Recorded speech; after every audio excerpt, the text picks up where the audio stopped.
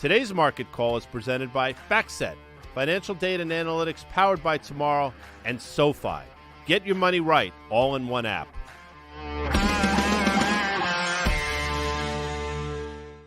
Damn straight. Look how pro we are. Uh-huh. Yeah. I mean, you weren't here for that yesterday. No. We rolled that out yesterday. Yeah. And we do it because we want to save time instead of me bullshitting. Oh, like this? For like we're doing right now. Like this. We want to get right into it. Well, we got a lot to do today. Well, first things first, has anyone noticed there's, and we're not gonna give anything away. There's something different about us today in this There video. is. I mean, there'll be a keen-eyed viewer will notice that. All right. And we did listen to some of the folks. Remember, we asked for some suggestions. So we're gonna have a new look. We're gonna have a new fit, as the kids say, next week. Okay. I won't say it. Something's happening. Okay. 1 o'clock on the East Coast. Yeah. It means it's 10 o'clock out west. Well, today's market call, as you know, who's brought to you by, but it is Elizabeth Day. Yeah. It's Liz Day, as they say. EY from SoFi. So we're going to bring her in. Has that caught on? Are you kidding me? Yeah.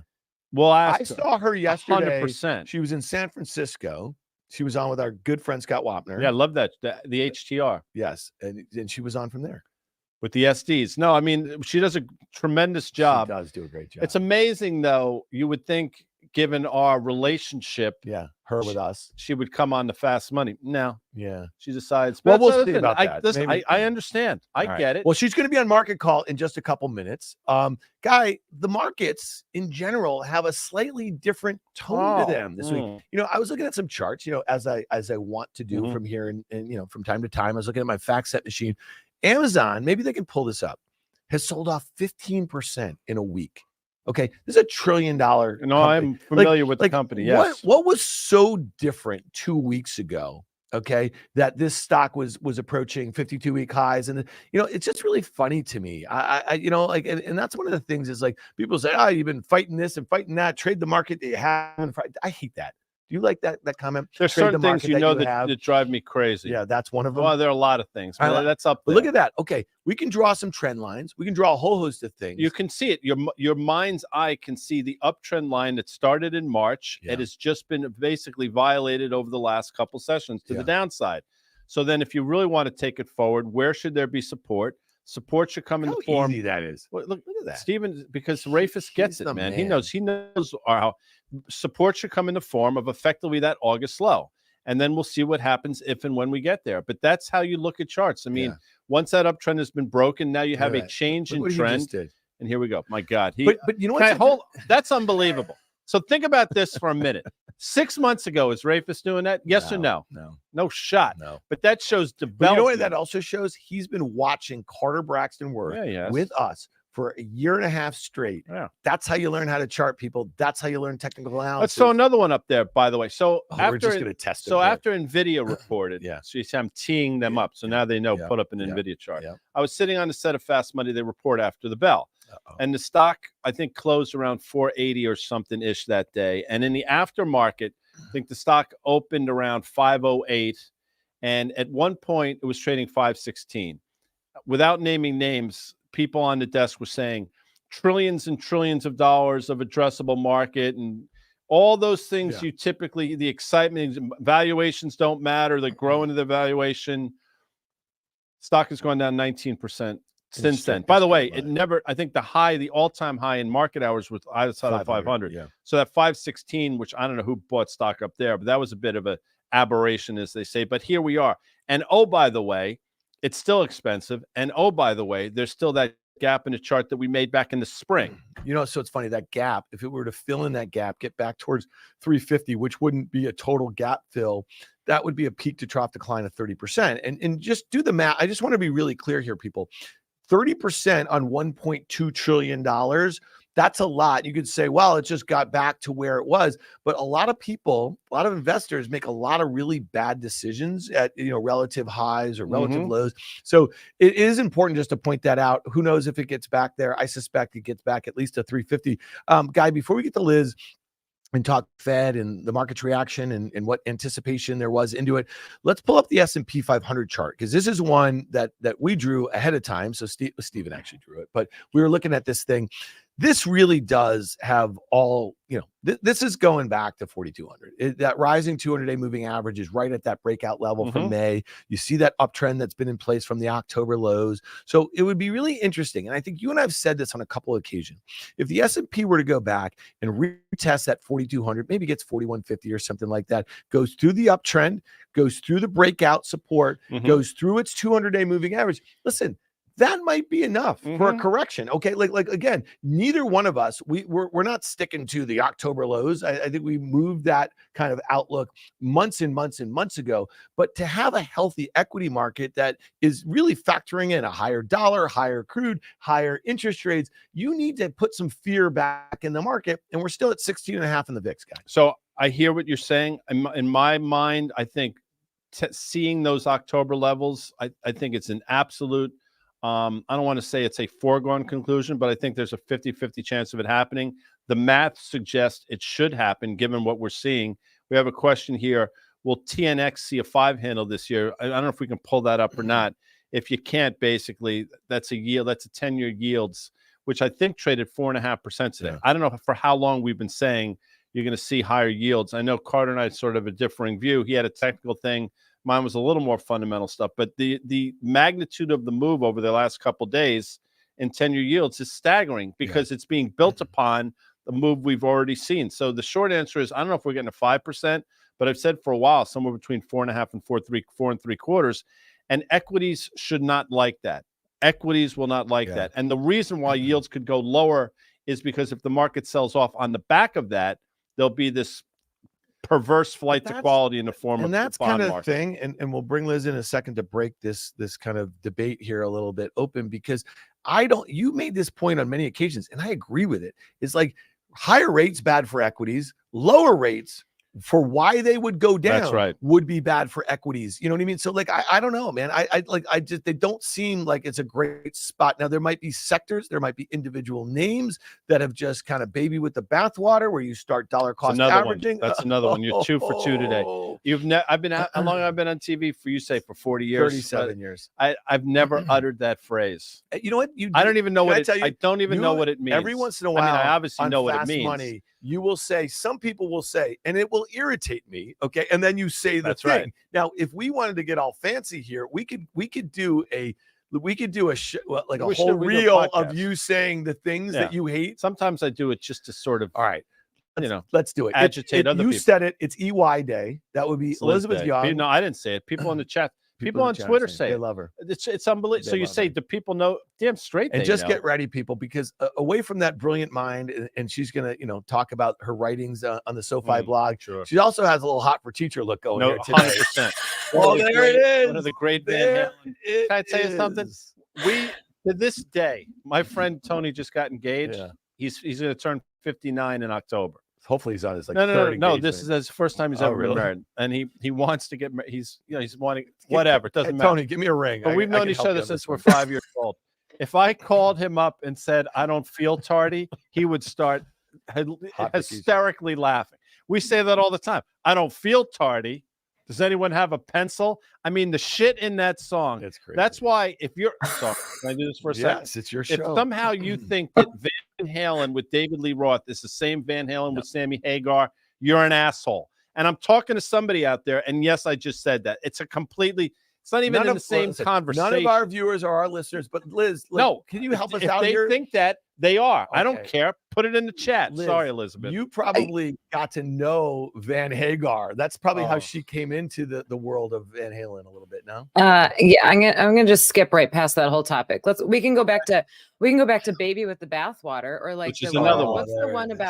What's the one about something like bite your nose off to spite your face? Or another one. Yeah, I don't know. What about tail wagging the dog? Tail wagging the dog. I mean, all right, Liz, help us out here a little bit, okay? You heard us kind of. I would say we weren't like waxing poetically. We were waxing something. Rates higher, meaningfully higher. Like you saw what just happened in high growth, high valuation stocks. Okay, if there was ever a reason for them to come down meaningfully. I have to assume that would be because something's going wrong in the economy, and therefore you're not going to be wanting to buy the same stocks that are selling off right now. So help us out here, because it really feels like the stock market is finally in a little bit of a pickle. Guy, you ever use that expression? From time to time. Go ahead. By the way, pickles are very. This is Pickleball, the pickleball. no. Oh. Pickles are very good for you. Pickles. Yeah, we have a kid. We have a kid in the office. Just started with us. Fantastic. We order Jewish deli a lot, as you know, Liz, because you're in here every once in a while. Oh, I love your free food. Yeah, he will not eat the pickles. Pickles are good for I know you. you're this kid, but maybe you have to talk to this kid. Sauerkraut Timmy. is good for you. All right. too. oh, I love a pickle. I know. Yeah. We know you do. All right. Get all up in here. What do we got? So there's a lot to talk about here. And I think our viewers are probably expecting the three of us to celebrate that, oh my gosh, things are finally going the way that we said they would. I've been saying for a few weeks, the market is acting rationally.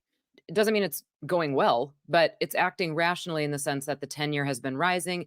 So far, this decline has been pretty orderly. So if you look at the local top July 31st, we've had 3.2%, not counting today. Maybe we're down 3.2% since then. And it's been a pretty orderly decline.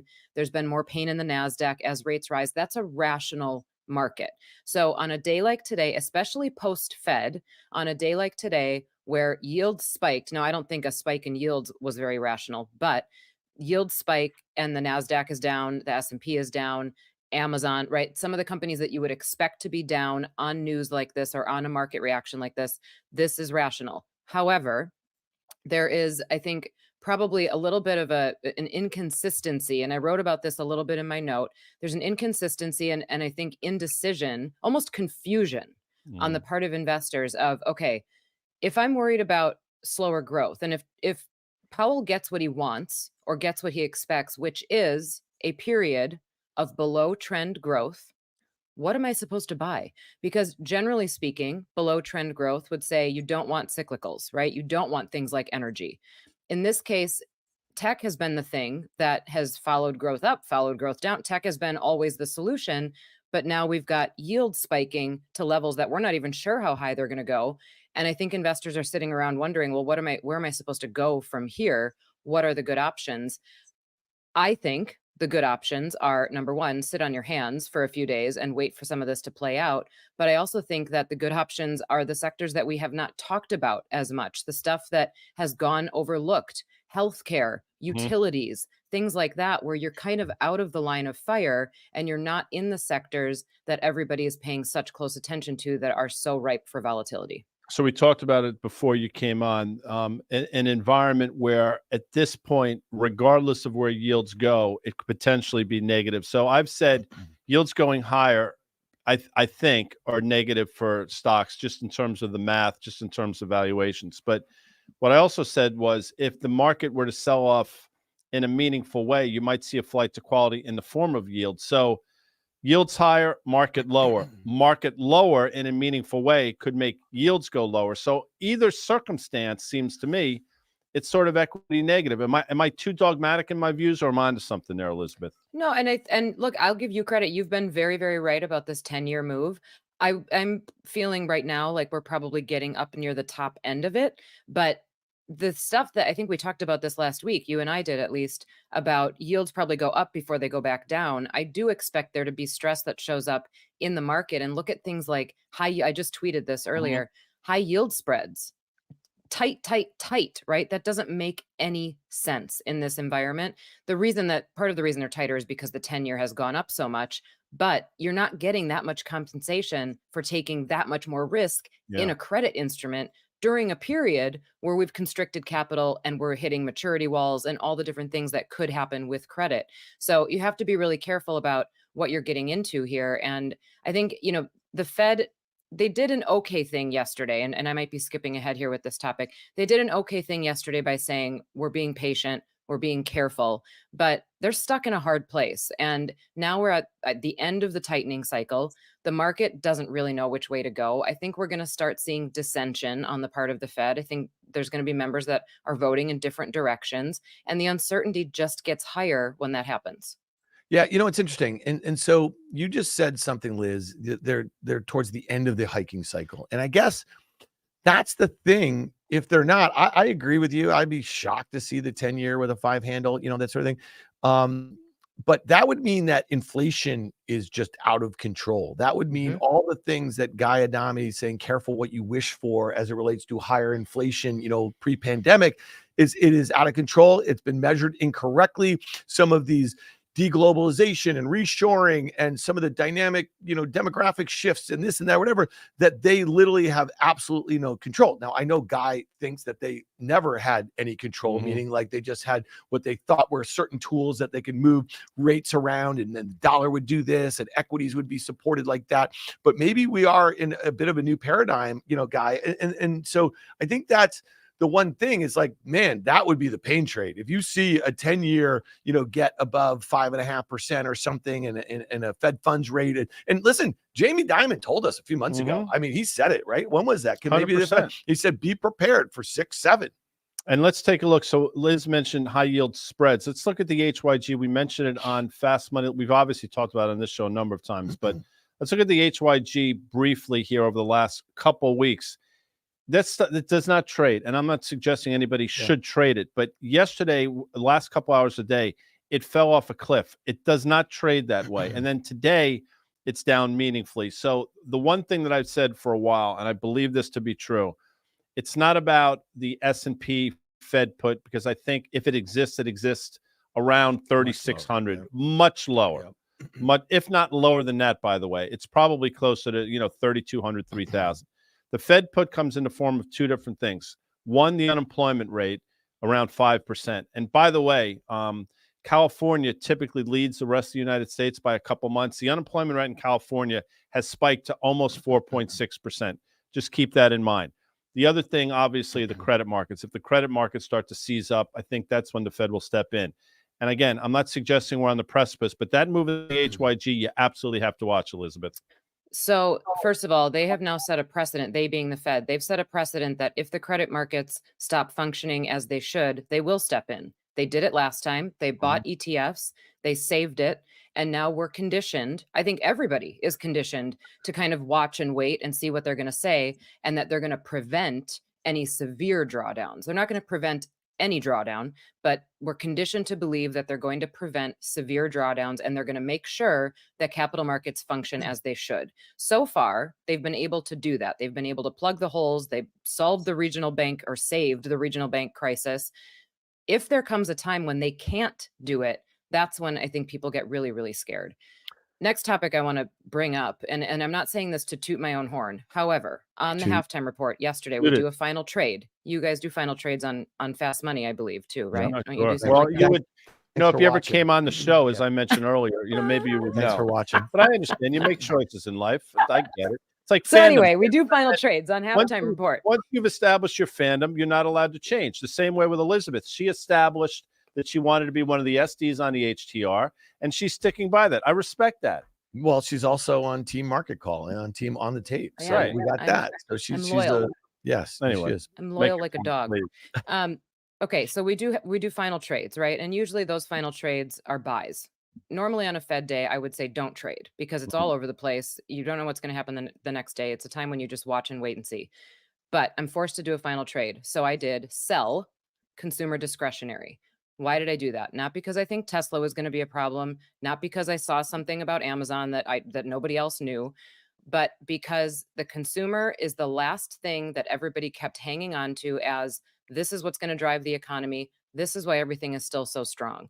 And you start to hear cracks in the consumer story. Guy, you just mentioned the unemployment rate in California. You've got things like credit card debt stopped going up, which means people pulled back on spending. You've got gas prices at a 1-year high. We know that inflation continues to take a bite out. We now are back on an uptick in inflation. It doesn't feel right. And then you've got retail stocks trading poorly, right? Yeah. So sell consumer discretionary was my final trade yesterday, because if something does start to break, the consumer is the last thing to go, but it's going to go hard because we've been hanging on that forever. And people probably, I'm assuming here, people probably have overspent already to this point. So the higher it goes, the further it can fall. And I think it's fragile for a pullback like that. Yeah, it's funny. I'll just say one thing about the XLY. So this is that consumer discretionary ETF, and you just mentioned Amazon and Tesla. They're the two largest, holdings. And I just want to make a point. Like, this is a very poorly constructed ETF, right? So if Amazon's 23% and Tesla's 20%, and then it's McDonald's, Home Depot, and they're all like low single digits.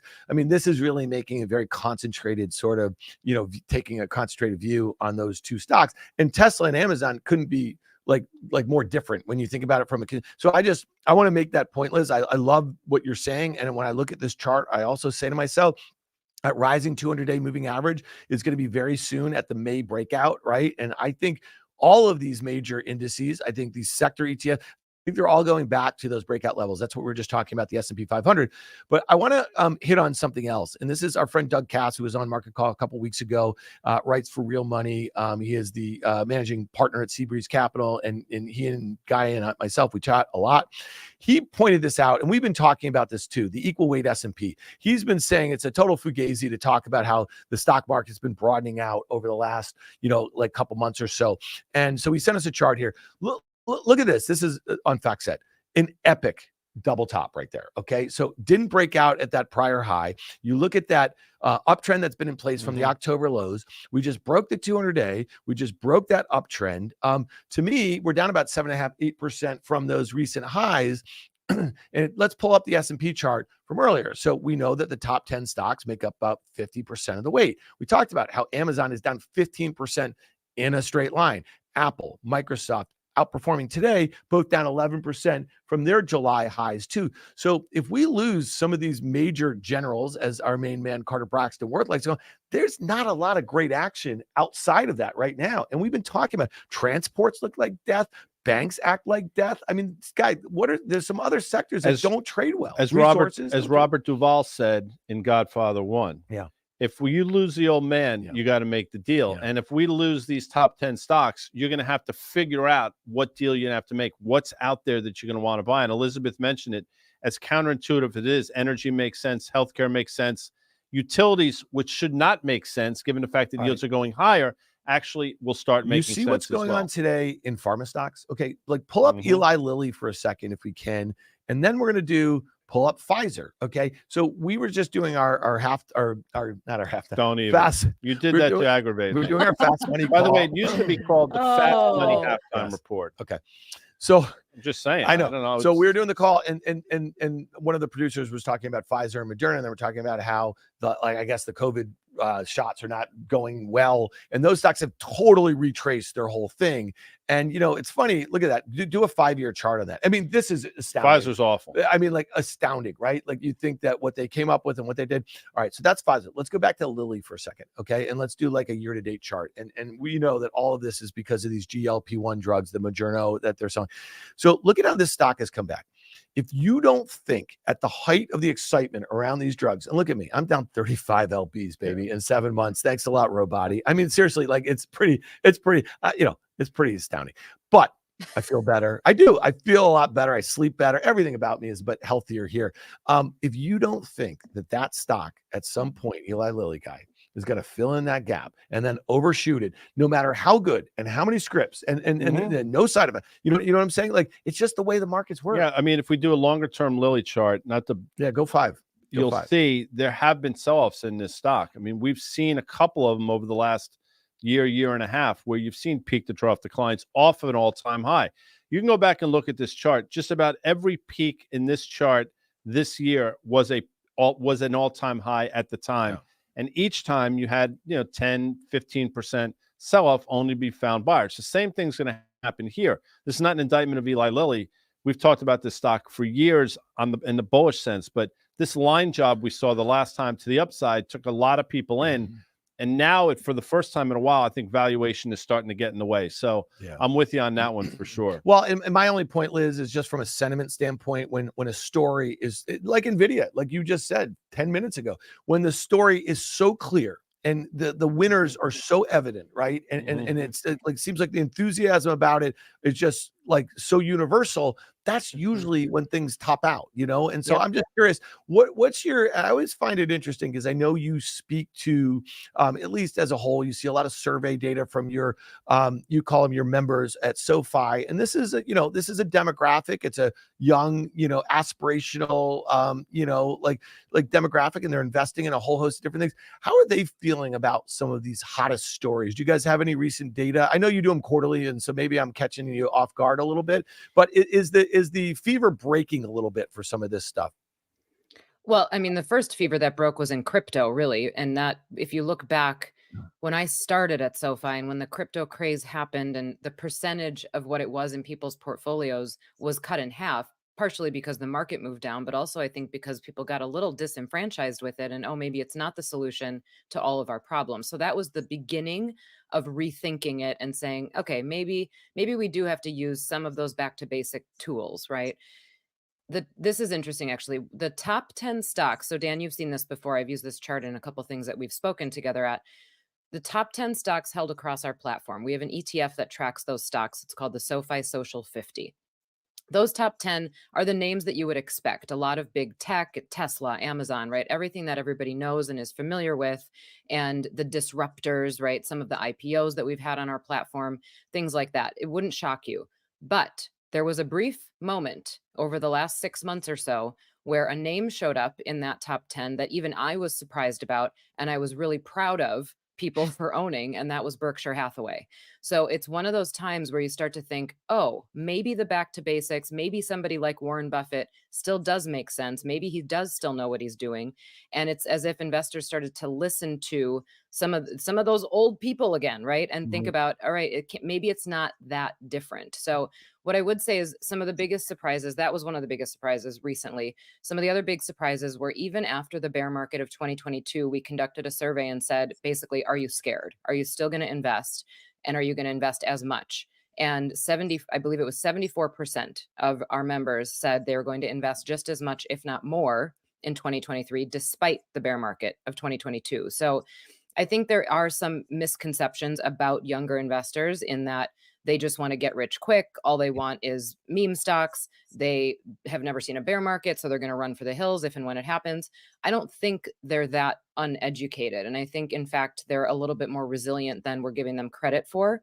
But they are very overexposed to tech and to those disruptor stocks. And that's been something that I've been trying to communicate over and over and over again ad nauseum, that you got to own the stuff that you don't like and the stuff that you think is boring too. Throw a little Latin in there. Love that. By the way, the old man, that Buffett character, he's old. Yeah. I think Jimmy Buffett, believe it or not, is a relative or was a relative of Warren Buffett. Yeah. In the same family. Number one. Really? Number two, Oh. and Doug Cass can at me if I'm wrong, but I think that's true. Number two, the old man Buffett, remember, like almost, I don't know, 9 or 10 months ago, what does he do? He has like some missive he puts out. Yeah. He was talking about Japanese financial stocks, Hmm. which counterintuitively have done He was extraordinarily buying well. banks, right? Yeah, and they've done well. Anyway, Wait, really quick, because you just mentioned Cass. I think it was about 10 years ago. I think Buffett invited Doug he Cass did to be go one to of the his questioners. Yes, and it was epic. It was really cool. So it was like Tom Cruise for and some- Jack Nicholson. For some of you guys who don't know Doug and you hear us quote him, and he was been on with us, like talk about, what do they call bona fides? Bona fides. Bona It means fides. basically he yeah. can back that shit up. Yeah, well, he does. I don't think that's exactly what it means. Speaking of bona fides, by the way, And they have none, you're going to say. We're no, going to no. go to the Fed? we're going to go to your, well, they. I'm gonna, maybe I should just write it one of the, I'm a hater. I can't even speak when I think about him. That's how much. Okay, here you go. Yesterday on the set of CNBC's Fast Money, Tim Seymour and I, in one of the breaks, were talking about the shittiest songs of all time. All time. And I said you can do an entire list just using Phil Collins songs. So studio at the top of the list. It's remarkable how many awful songs that man has. And Elizabeth decided somehow she had like ESPN last night, and she could see, like, she was 11 in Stranger Things, and she could see what Tim and I were doing on set. And she said, "You know what? I got a great idea for the note." So you Her obviously, note that she publishes every Thursday on the SoFi thank you. Investing Okay. blog. Well, yeah, just And set it then up we get correctly. and then we get to highlight it here on the Yeah. market call. Thank you for that, Liz. Liz, talk to us a little bit, because we had the Fed day. You did double sessions. You were pre-Fed on the halftime report. You were post-Fed on the closing bell yesterday. Let's throw up some of the headlines. I love doing this as a little vibe check here a little bit. It seemed like real time, and Danny Moses was texting me, because, guys, as incensed you were during the presser, Danny's like, he's off the rails. He's like, this is one of the worst pressers I've seen in a long time. And it's interesting. Just look at these headlines from CNBC, Bloomberg, the Wall Street Journal. It seems like, I don't know, like there's a consensus here. So Liz, talk to us a little bit about this. Yeah. Well, you know what's interesting? We had one Mr. Jeffrey Gunlock on closing bell after the I'm too, king. as we Don't call usually him do. Jeff. Also, make sure that you still call him the Bond King, and he reigns over a kingdom. Anyway, so his take, and this I found this fascinating because I felt the same way as Danny Moses. I did not talk to Danny about this, but I was talking to Mario, my analyst, during the presser, and we were both like, "Oh, I don't feel like this is going so well, right? It's a little choppy, it's a little confusing. The questioning was tough, and the answers weren't always entirely clear." And he's got a hard job. I'm not criticizing Jerome Powell for that, but there have been better pressers, right? I think he's done a better job in other meetings. But Gunlock came on and said, I think he did a pretty good job. And it's just fascinating to me that you can watch the exact same meeting, listen to the exact same statements, and come away with something totally different. But my piece, and first of all, Guy, I had written that title before you even went on Fast Money. So I think you were the one with ESPN. Maybe I was 11ing you. Yeah. No, Yeah, fair. I think That's so. fair. I think so. Well, let's pull it up because, I mean, look, can't hurry doves. Oh, Can't hurry doves. All right, well, And- we just refer to the song. I mean, just so some of our viewers, No, our listeners they may can not- Google it. Can't Hurry Love is such a shitty. I think it was like a he. Wasn't that a Genesis? It was. though? It was him Oh, as a no, solo solo, artist, yeah. but I think it was him covering us.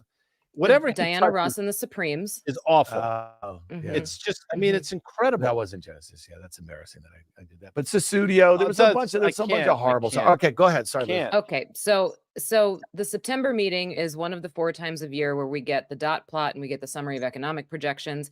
Again, this meeting was, absolutely no surprise to anybody that they didn't move. Actually, going into it, there was a 0% chance in the WERP function that they would move. So that wasn't a surprise. The dots, some of what I pointed out in this note is that, look at these. Okay, guys, this is the dot plot. This is the dot plot over time of where they say rates were going to be at the end of 2023. What I've decided is that the dot plot is just very bad at telling us where rates are going to be at the end of any year. Because look at how quickly it moved up over these periods. They just kept moving it up further and further and further. It's almost as if it's backward looking. So I don't know why we use this at all.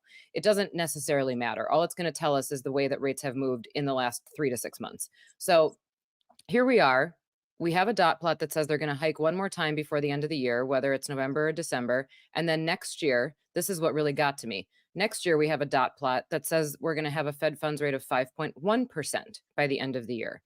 So the assumption then, if we can go to the chart of their economic projections, pull that one up. The assumption then is that they're going to somehow maintain the Fed funds rate above 5% for the next 15 months at least, and somehow have lower unemployment than previously thought, inflation be reasonably contained, and stronger growth. So we're going to constrict capital for longer and keep it restrictive, but somehow have a stronger economy and less unemployment. It doesn't, 1 + 1 does not equal 2 here. And when you think about margin compression that's already going on and the expectation of 9% earnings growth in 2024, that it just doesn't track. If we are going to have revenues that fall because of this middle box, we've got inflation coming down. If we're going to have revenues that fall and pricing power that falls because of that middle box, there's no way that companies are going to be able to produce 9% earnings growth without cutting what's in the box on the right side, which is labor costs. So some of this just is not tracking. It's not necessarily making sense. But at the end of the day, the Fed can't come out and say, okay, so what we really need to happen is a recession between now and then to take care of inflation. But that means that the boxes on the 2 sides of this chart are going to be in much worse shape. She's 100% right, Dan. Liz is smart. No, So if Liz looked at us and said, "I'm smart," no, who's that's said Fredo. Yeah. By the way, she's not Fredo. No. She's fucking smart as shit. I've said that before. You can cut that out in the YouTube. I don't care because it's true. it is true. But she happens to be right. I mean, this is, you're looking, what do they call it when things are not false in the books? Nonfiction, right? Nonfiction. That means it's true. Yeah. What you're looking at here is absolute fiction. Yeah. Because it can't, maybe in their textbooks they think it can happen, but in the real world, it's not going to happen. Well, and what's going to happen, and then please, this is what's going to happen. The same way these geniuses thought they could control inflation, which they couldn't, and they learned the hard way, is the same way they think they can control the unemployment rate, which they won't be able to. Because once it gets on that train headed north, they ain't going to stop it. It's not going to stop at 4.5, and it's not going to stop at 5. Because when things start to slow down, people are going to start to cut jobs more and more. And then that genie's going to be out of the bottle. And then they'll cut rates. And then guess what's going to happen? Inflation is going to take off again. They're screwed. Yeah. Back to you. So one thing I was going to say is we spent a lot of time prior to the pandemic talking about automation and what that was going to do to employment in general. And so when you think about the narrative that has captivated the stock market this year, it's about productivity. It's about the productivity gains that AI and generative AI in particular and these LLMs, that they could do.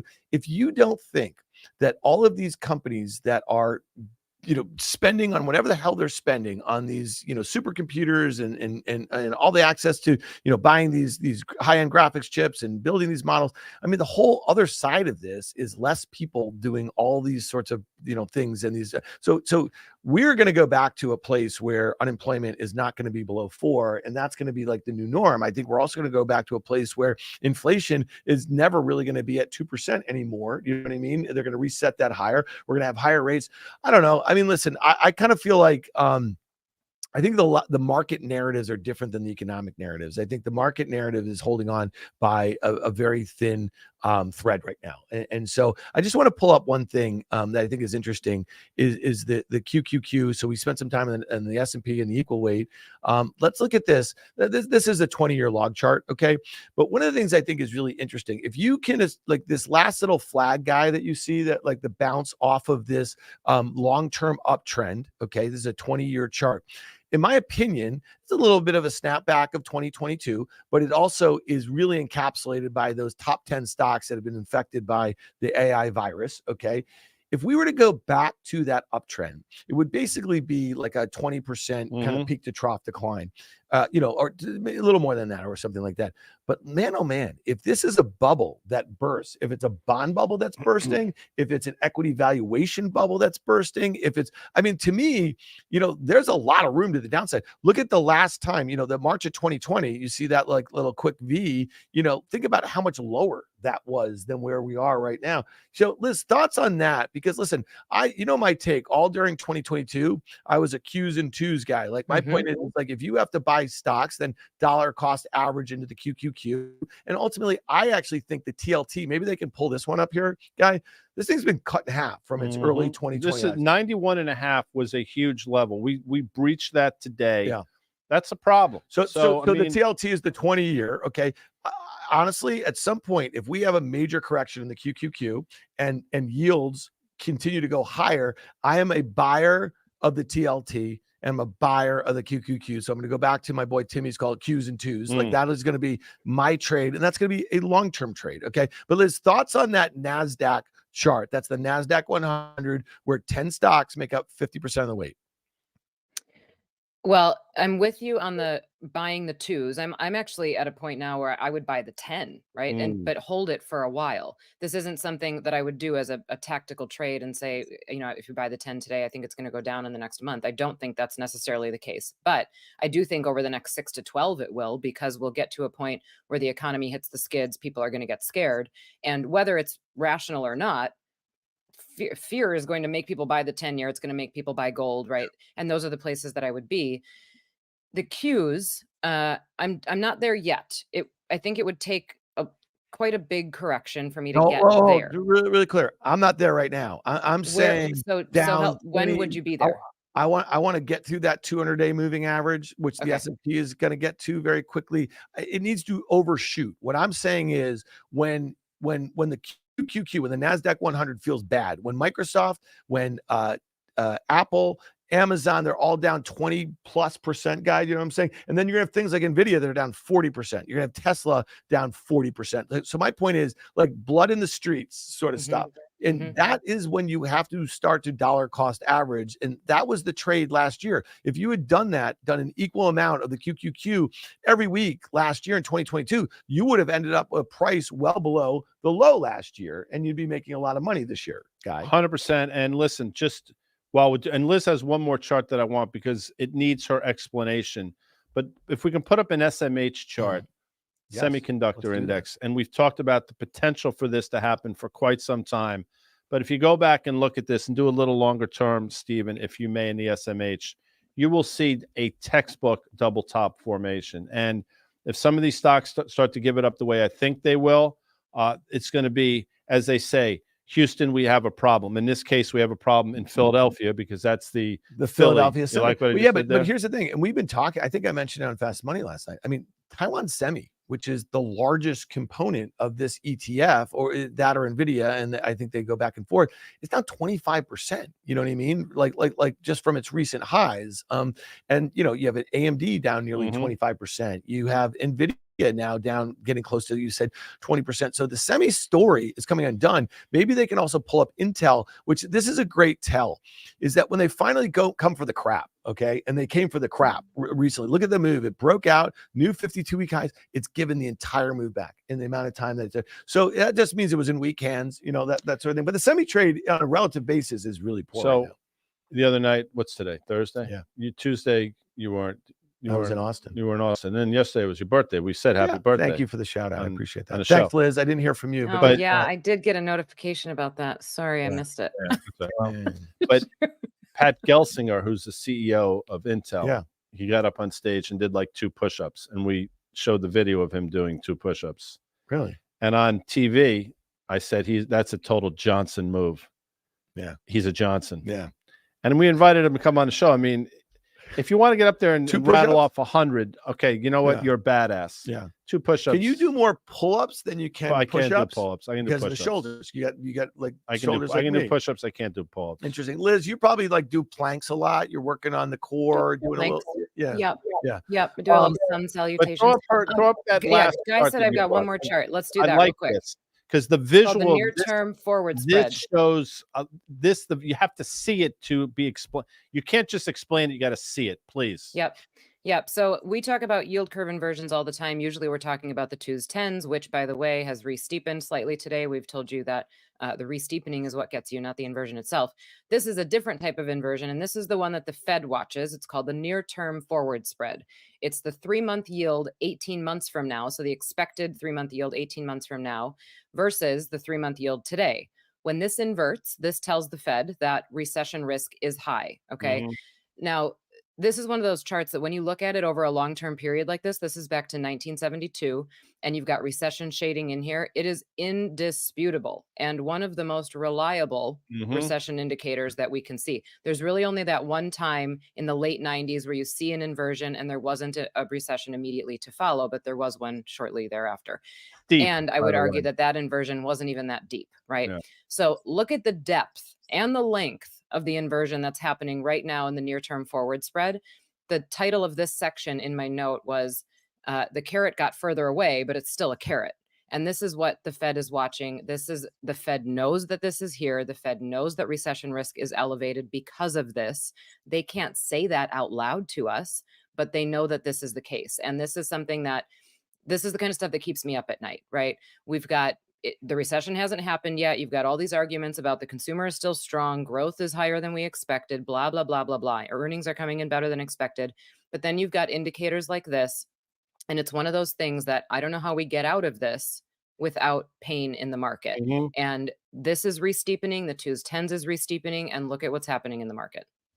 That's why I wanted, you have to see it and you need it to be explained to you. But those horizontal shaded areas, that's what you're waiting for next. That's what follows. And given the duration of this, I think what follows, to Elizabeth's point, is going to be painful. Again, just my opinion. Yeah. Well, I mean, listen, again, we've talked about this a lot. Late last year, the stock market and other risk assets were pricing a near certainty that if we were not already in a recession, that we were going to be in one at some point in 2023. All the fiscal and what happened, I guess, in March and April, the response to the regional banking crisis, it pushed it out. And a lot of the data, you'll just look at the headline stuff and you think it looks okay. I know, Liz, you track a lot of the leading indicators. They're not particularly great. And you look at some of these measures, like you point out in your note, and you say to yourself, listen, maybe you should have one eye open when you're sleeping a little bit and you think you're pretty comfortable with this whole setup. If you're married to a Sicilian, by the way, and which Linda is. No, she is married to a Sicilian. Yeah, she should. Yeah, but she doesn't have to worry about it. Can Elizabeth stick around? Yeah, let's do it, because we got one thing. We got to do Butters. And I know, but you got to set it up properly so we can clip it. No, I'm going to tell the people in the chat #Butters. Oh, and then we'll just do it. And then because I mean, if it's Thursday, it ain't margarine, bitch. It's what? Butters. Now you hashtag go ahead. Butters. All right. So every Thursday on the Market Call, we get a preview of John Butters. He's the senior earnings insight analyst over there at FactSet. He produces a report that you can have in your inbox, people. It's the earnings insight report from FactSet. And we love the data that he tracks. I've been looking at it. I got to think as long as he's been at FactSet here. So let's talk about this. This is kind of in Liz's wheelhouse today too. The bottom up target price for the S&P 500 is 51.50 after hitting a low of 44.62. Hold on one second. On I know November 9th last year. You know what's fascinating? Yeah. 51.50. 51.50. What did we start this show with? We started the show with Van Halen. Oh yeah. There you go. It's freaky, right? Yeah, 51.50. 51.50 is a Van. I know Elizabeth we did do doesn't know this, hot but for anyway, teacher. please. Yeah. So the bottom up price Great. target has increased by more than 15%. So basically, strategists have been riding the price up and coming up with different ways in which to adjust their targets. And a lot of it has to do with what valuation they're willing to assign, right? So based on this target, industry analysts believe the index will see a 16% increase. That's versus Tuesday's close. Liz, talk to us about the mentality. You don't have price targets for the S&P 500, but you have frameworks. So talk to us about the psychology around, these strategists who come on CNBC or Bloomberg or wherever they go on, and they make these big target prices and they kind of back them up with something. Normally they're wrong. Yeah, well, and that's why I don't do it, because it's a really easy way to be wrong. And I would also argue that there are not many strategists out there who enjoy having year-end price targets. I don't think anybody really wants to do that. We all know that it's an easy way to be wrong. Okay, look, I'm assuming this is what, a 12-month out price target, or is this the end of 2024, or what's the time frame here? 12 months, let's call it. Mm-hmm. Okay, so I think the path matters, right? Maybe it'll get to 51.50, but I'm willing to bet that there's a drawdown that's pretty meaningful between now and then. And in order to get there, we're probably going to need saving from the Fed again. And to Guy's point, then we're just in a situation where, yeah, the market might be at 51.50, but inflation's going to be at 5 or 6%, right? And then we start this whole charade over again. This is something too that I think it's like a field of wheat, right? Sell side analysts, it's like a field. It blows with the wind. The wind is going. Nobody wants to be the one on a stock that says, "Oh, I don't think that's going to work," right? Yeah. You don't want to be that much. 100%. You don't want to be that much of a standout. Best wheat Also- field in cinematic history, Guy. Which one is Field it? of Dreams. No, what? All right, That was corn. that was really good, but that was no. It's all a right, Gladiator. so Gladiator. When I mean, the come on, movie man. I know that. starts, Russell and you see Crowe's the doing hand his over hand, this I mean- thing, and then he sees a bird, Yeah, and it's then all of a whatever. sudden they pan out. There's and going to you be a see- Gladiator and too. you see the legions that he is commanding, and they're fighting the Germanic tribes. Badass. Yeah. Commodus. I've been you seen that movie? to the Field of Dreams. Did you guys know that? How would I know I've this? been. Do you know where it is? Not in Wisconsin. It's what's in the city? Iowa. Yeah, do you know I what know. the city is? Shit. I know it. I can't say it. Dyersville. That's, you know what? Elizabeth knows this stuff. Of course, I think if you grow up between the coasts, Yeah. you got to go. Look, The Danny fly- Moses the is here. flyover So states. let's take a look Hold at. on, I wait, got wait, one last thing to say about this say it. S&P price targets, because it ignores the bond market. I just want people to know this. The 10-year today, the yield today, the last time it was this high. Do you know when the last time it was this high was? As an elephant's eye. November 2007. Okay, November I know 2007 this. is the last time the yield was Believe that me, high. I know these. Think about what was going on then. Exactly. Right And guess before what our else very was going eyes, on man. then? The Fed funds rate peaked out at what? 525, Yeah. right around then. Where are we today? 550, right? Maybe this is the end. Maybe it peaks out at this point. This is the end. That's not a good setup. So November 2007, there were companies quietly failing in the background. And I'm not saying we're going to have the same thing, but Bear Stearns was March 2008, right? It was a mere 4 or 5 months later. And this is just not, it doesn't feel good to have those same stats today. Yeah, I agree with that. Well, we've been highlighting a little bit of that, and I agree. We had a 1-year chart of the QQQ. I just want to pull this one up because we looked at that long term, that 20-year log, and that's not so important one way or another. But I do think that this chart is important because, again, technical damage. We already made it, guys. If you want to pull it up, it was in the doc. It's broken that uptrend, and so it means that some of those leaders are not participating particularly well. And to me, that That's a hungry alligator, guy. That thing is going to its. You know, it's funny about Well, the alligators. Apparently, they're always hungry. Yeah. So, but All right. this is actually. But one an last point. So, Liz, you were saying saying when you were listening to the presser yesterday, your thoughts. Okay. You know what my thought was? I immediately did. I bought the next Friday, the September 29th, and I talked about it yesterday, the at the money put, 365 put. It cost me 375. Think about that for 7 trading days. The options market was letting you buy an at the money put. Okay, while the Fed meeting was basically still going on for 1%. I mean, to me, it just shows the level of complacency. Now, I'm not going to make a lot of money down to that 200-day moving average on that time span, but I will continue to roll those because I think the story's over. And I also heard one other thing today. We talked a lot about this in late July. The high in the NASDAQ and the high in Microsoft was that week when Microsoft introduced their pricing for their AI tools, the Copilot. Remember that? It was July 18th, and the stock rallied 5% in a straight line. And we were on market call while that was going on. And we were like, this is the craziest shit we've ever seen. It rallied $130 billion on just the announcement of it. And then Salesforce came out and made an announcement of their pricing. And then Adobe did. And then Apple said they're racing to come up with an LLM. That was it, people. That was the top. And now we have confirmation that the technicals are actually, kind of like, I think following the fundamentals lower. So that's my 2 cents. We're about to go on an hour here. Okay. But let's put up Butter's last slide because what the market thinks for next year, which is just preposterous. Yeah. Information technology and real estate sectors expected to see the largest price increases. 19% each. For the life of me, okay, have at what do you have at it? Have at it, people. Yeah. And despite having the highest percentage of buy ratings, energy expected to see the smallest price increase. We'll see about that. You're saying do the opposite. Well, I don't know. Valero made, as I said earlier, an all-time high today. Now, can we do a giveaway before we get out of here? I have 2 things to give away. Sure. Doug Cass, you can't play in this game, okay? Yep. Elizabeth, this is the first giveaway. First person to answer correctly in the chat, Amanda will send you one of those flasks. Yeah, a water bottle. A water bottle. We should make flasks. Water. Yeah, I don't listen. No. I'm not one of these people. I'm not China dollar person. You know who I'm talking about. So here we go. First giveaway. You mentioned carrots. There was a great Gilligan's Island episode where all these seeds came to the islands, but they had been radioactive seeds and they grew all the plants, and each person on the island ate a certain thing.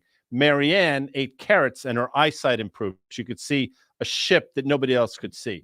Gilligan ate spinach and he got strong as shit, so he was able to do things that nobody else could do. Mrs. Howell ate something. What did Mrs. Howell eat? I knew what the answer to that is. First person to get that right gets a water bottle. Number 2, since you mentioned it, you mentioned Fredo. John Cazale was an amazing actor, died of brain cancer. Over a 6 or 7 year period of time from 1972 to 1978, he was in 5 movies that were nominated for Best Picture. I'll give you 4 of them. Godfather 1, Godfather 2, Dog Day Afternoon, and Deer Hunter. What was the 5th? First person to get that right wins a flask. He and Al Pacino must have been pretty tight. Dog Day was amazing. I'm just saying. I mean, that's just tough question. All right, Liz, we really took you for a ride today here. We're sorry about this. You're probably a little punch drunk. You just got off a red eye. And Guy and I are just back. We're just feeling it. I dig EY. You know who else digs EY? Everybody in our audience. And you know what, our audience, they love Butters too. So you guys sign up for John Butters Earnings Insight blog, and you can have it delivered to your email box. Also, Liz, where can they find your blog that you post every Thursday afternoon? You can find it on the SoFi website in the On the Money section. You can find it on my Twitter page. You can find it on my LinkedIn page. You can find it all over the place. All right. So you guys know where to find Liz. Guy, take us out, buddy. That was fun. I mean, this was an epic market call. Epic. But we had a lot to talk about. We had fun. Elizabeth was here. I want to thank John Butters for his work. Tremendous. Obviously, thank the audience always. Amanda, Jacob, Timmy, Rafus, everybody in the back office just kicking ass and taking names. Yeah, they are. I hope people in the comments section got the answer right. Doug Cass texted me. I knew Doug. Doug, I know you knew. But that's it for Market Call. I want to thank FactSet, financial data and analytics powered by Tomorrow. SoFi, Dan, get your money right all in one app. One app. We'll see you later. See you later.